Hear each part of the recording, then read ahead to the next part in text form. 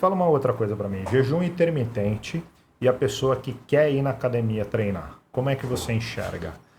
Porque aí você tem um problema, né?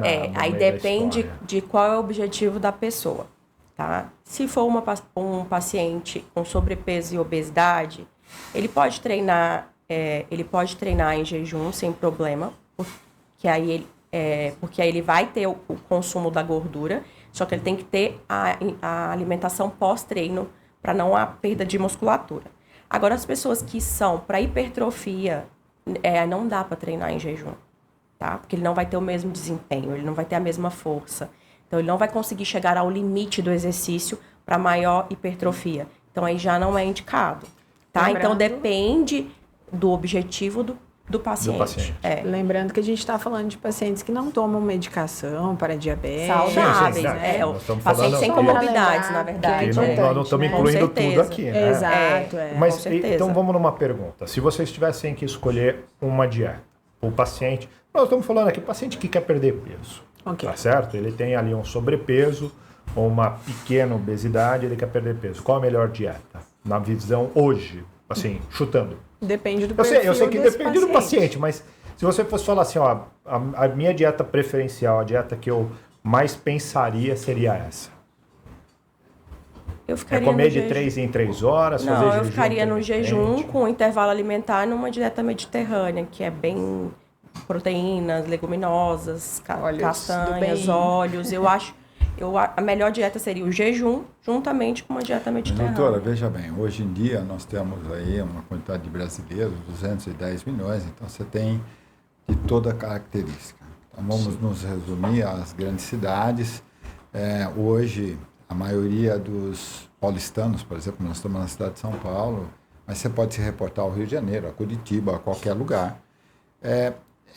A locomoção que o indivíduo tem ao trabalho. Não invariavelmente, ele gasta de 1 hora a 1h30 para chegar no trabalho, mais 1 hora, 1h30 para retornar para casa. Ele trabalha pelo menos 8 horas. Né?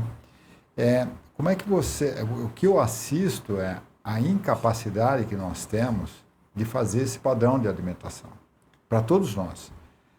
Certo? E o que você assiste é que a maioria das pessoas, quando fazem dieta, às vezes abandonam em pouco tempo.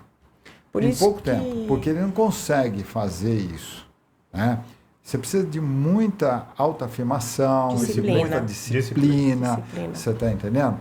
Então, isso é um problema que leva, muitas vezes, à obesidade. Sim, sem dúvida. E dentro desse aspecto do jejum intermitente, eu gostaria que eu fizesse algum comentário a respeito dos líquidos. Tá. Hoje, os líquidos são o grande vilão da obesidade. Sejam qualquer tipo de refrigerantes, bebidas alcoólicas, sucos que são concentrados de muita frutose, de muita fruta, né? E muitas vezes a orientação ao paciente que ele acha que, por exemplo, um copo de suco laranja não é uma refeição. E, na verdade, ele comeu a quantidade de frutose que existe em 5 laranjas, na média, né? Eu acho muito importante a gente lembrar que dentro do consultório médico a gente está para ouvir acima de qualquer coisa, né?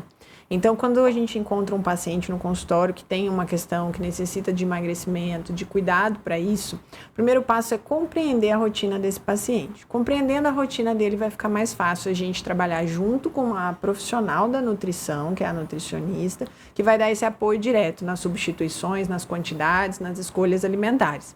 E um paciente que está disposto a mudar de estilo de vida é o paciente que vai ter sucesso para o emagrecimento.